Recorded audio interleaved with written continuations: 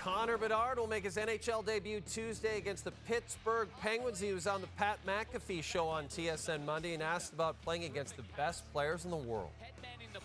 You are filthy with your... Did you know that it was going to work against adults? Was that ever a worry, or is it just kind of how you vote? See ya, thank you, cook, good night. Anyway, has it always been that way? And was there ever a conversation about what it might look like against full-grown adults? Yeah, I mean, I still haven't played an actual NHL game, of course. So you still are trying to prove that. And for myself, I think it's just being confident when I'm out there. But, you know, I got to respect these guys. Like I said, it's the best players in the world. And but just going out there, kind of, you know, trying to play my game and, you know, learn what I can do, what I can't do. And, yeah, just having fun with it along the way. How do you remain a normal human while having all this pressure of being the next guy for your entire country's sport, pretty much?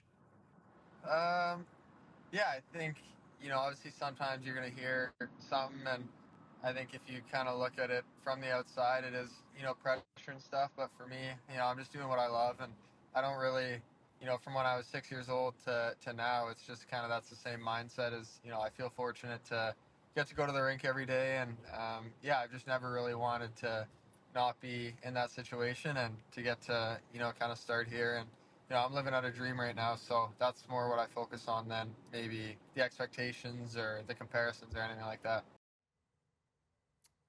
First of all, safety first. Seatbelt on. Yeah. Well done. Yeah. Second of all, at 6 years old, he was just happy to be playing and doing the game he loves. People were already touting him as the future #1 overall. He's incredibly mature. He is incredibly in mature. kindergarten, he was very, very mature. And a nice sunroof in that vehicle. And I'm glad he wasn't in England, and he was, because he would have been driving on that side. Okay. We've seen him in the preseason. He's looked pretty good. Yeah. I know it was preseason.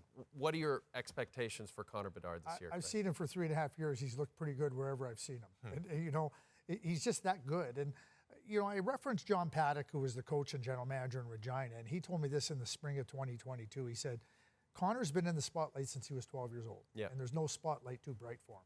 He's been brilliant everywhere he's been. And I know in Chicago, we look at him, we go, okay, what kind of talent does he have around him?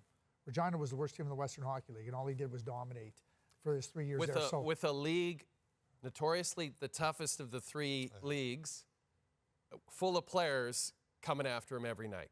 Whether it was chirping at him or physically. Exactly. He's got a little bite. Like, he's not going to fight or anything like that. No. But, you know, he'll hit you, he'll stick you, he'll talk to you, he'll pop you because he wants to earn his space. He's a competitive guy. So nobody cares less about preseason than me. Nobody. At all. Like, I don't buy it. I don't even want to watch it. I'm glad it's over. But saying that, I was completely swayed by his preseason. Yeah. I was searching out Chicago Blackhawk exhibition games when he was in the lineup. I wanted to see what he could do. And what I learned was that bigger, stronger, faster NHL players were not going to be enough to keep him from doing the stuff that he's great at. Yeah. Which is finding open ice, making the plays with his hands, shooting the puck. So I'm taking miles over the over 68.5. Like, I think he's going to be, like, Chicago's not a great team, but he's going to get to play a ton, be on every power play, every 3-on-3, every high leverage situation. He'll play 20+ minutes. Yep. He will never get sat or benched. You're going to keep going out there and learning as he goes. I think he's going to have a fantastic year. And you have like Nick Foligno, Corey Perry. You got a couple of guys there. And Taylor Hall, former Taylor Hall, just to kind of not only insulate him, but just show him the way, right? That's all part of it. Yeah. Mike just talked about learning. One of the things that's always stood out to me about Connor is that he learns in real time. He learns like instantly. Something happens and you go, he applies it immediately. Like, it's so impressive. There's so many players. Okay, I got to get my. They see video. You're looking at him. Okay, try this. He learns. It's a quality that I think is so impressive in him. The way he picks up and learns on what I call learning in real time. And that's what it requires in the NHL because everybody's after you. It's called processing. Luke Wilson described Brock Purdy the same way after the Niners win over the Cowboys. Guys, Stanley Cup picks, go! Vegas.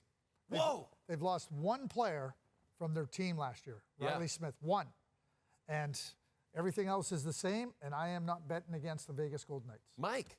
I am taking the Edmonton Oilers to beat the Carolina Hurricanes, who will have beaten the Toronto Maple Leafs in the conference final to get to the final. Oh. But the Oilers and McDavid and Draisaitl and the group will bring the cup back to Canada the first time in 30 years. Cool. Yeah, I think it's time, and I think it's their time. And just like we talked about finishing first in your division, it's imperative Edmonton finishes first in their division. You don't want Vegas in the first of the round. Guys, this is a lot of fun. Would you come back tomorrow and do 4 more segments? No. Okay. Unlikely. Thank you, Craig. Thank you, Mike. You're the best.